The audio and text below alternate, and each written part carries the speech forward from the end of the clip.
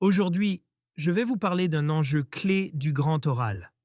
Comment utiliser l'intelligence artificielle sans perdre ce qui fait votre singularité? L'objectif n'est pas de rejeter l'IA, mais d'éviter qu'elle standardise votre pensée et votre discours. L'IA ne détruit pas votre travail, elle le lisse. Elle agit comme un filtre cognitif qui transforme une pensée riche et nuancée en une norme prévisible. Le risque, c'est de perdre votre originalité sans même vous en rendre compte. Premier risque, la rhétorique marchande. En cherchant une forme parfaite, l'IA produit un discours proche d'un slogan publicitaire.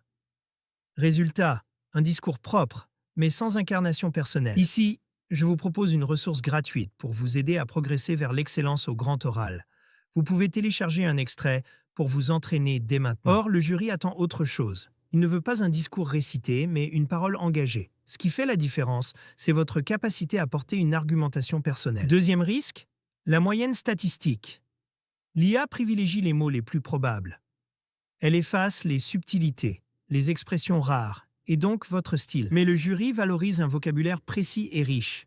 Une langue appauvrie vous tire vers le bas, alors qu'un langage maîtrisé renforce votre crédibilité. Troisième risque, l'autocensure invisible. À force d'utiliser l'IA, vous finissez par penser comme elle. Vous anticipez ses normes et vous limitez vous-même votre créativité. Pourtant, une bonne argumentation repose sur l'écart, l'imprévu et l'initiative. C'est votre capacité à sortir de la norme qui donne de la force à votre discours. Quatrième risque, le crash à l'oral. Un texte généré peut sembler solide, mais il s'effondre face aux questions imprévues.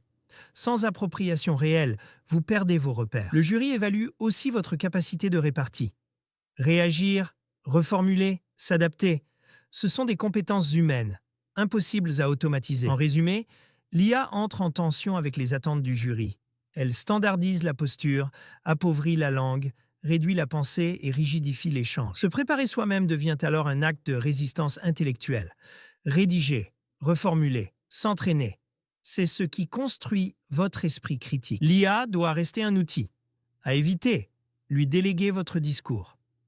À privilégier, l'utiliser pour questionner vos idées, trouver des angles morts et enrichir votre réflexion. Si vous souhaitez aller plus loin, vous pouvez accéder à l'ouvrage complet. Il vous accompagnera dans votre préparation pour viser une excellente note. Conclusion. Votre parole doit rester un acte de liberté.